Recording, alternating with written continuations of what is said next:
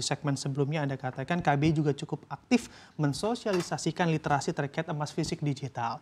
Sebetulnya yang Anda lihat benefit dari membeli emas fisik digital dengan emas fisik saja, apa saja yang bisa Anda sampaikan juga kepada pemirsa CNBC?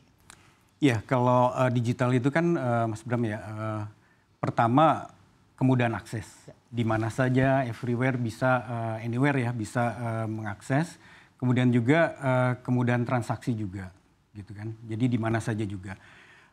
Kemudian yang penting juga adalah sebenarnya kalau dengan digital ini semua tercatat.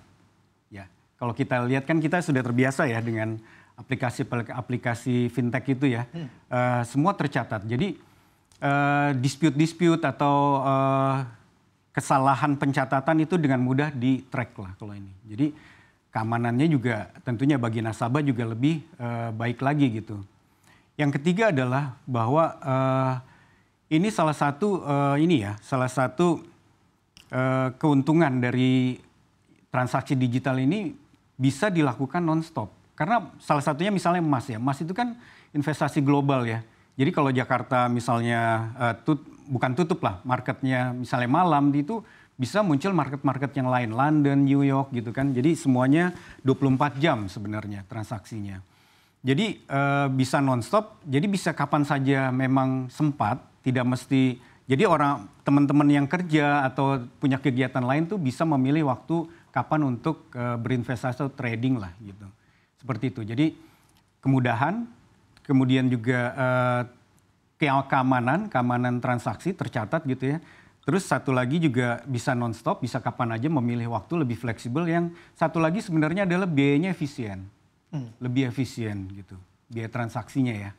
Oke, jadi tidak perlu mengantri untuk ke toko emas begitu ya, karena bisa transaksi dimanapun, kapanpun begitu. Betul. Dan juga lebih aman dalam hal ini dan juga biayanya lebih efisien.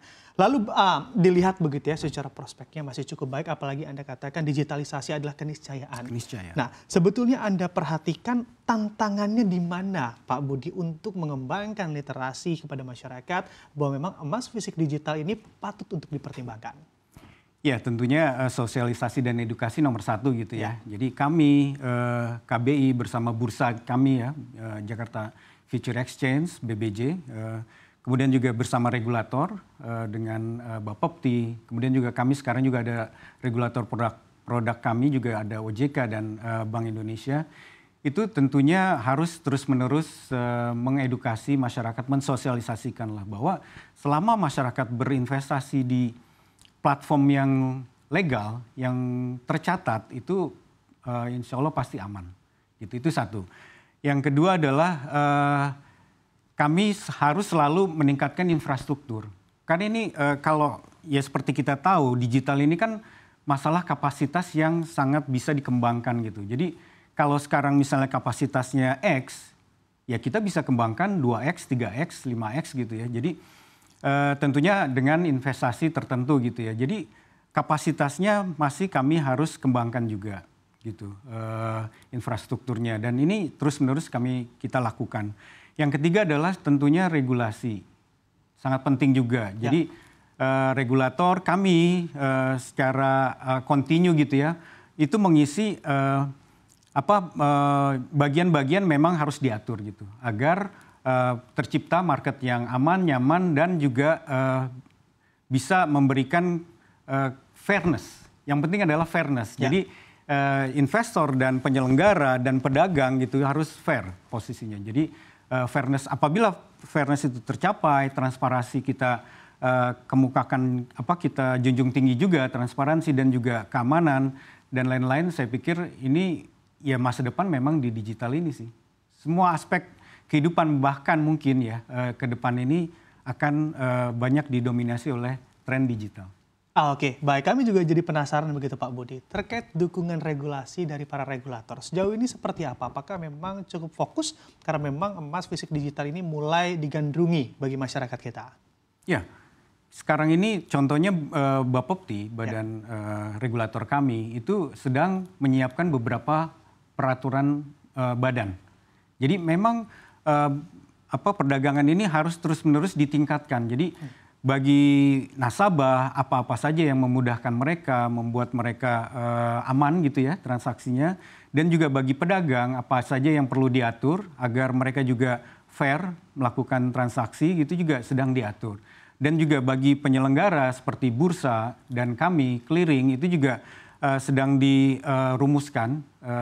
Jadi tata caranya seperti apa yang supaya semua transaksi itu smooth, berjalan dengan aman, transparan, dan nyaman bagi nasabah. Itu sih. Jadi dukungannya sangat luar biasa. Oke, dukungannya cukup baik begitu ya terkait di sektor industri emas fisik digital ini. Mungkin menjadi pertanyaan terakhir juga menjadi pertanyaan pamungkas untuk Anda Pak Budi di kesempatan kali ini. Target-target apa saja yang juga sudah dicanangkan oleh KBI yang akan ditempuh juga di sepanjang tahun 2025 ini?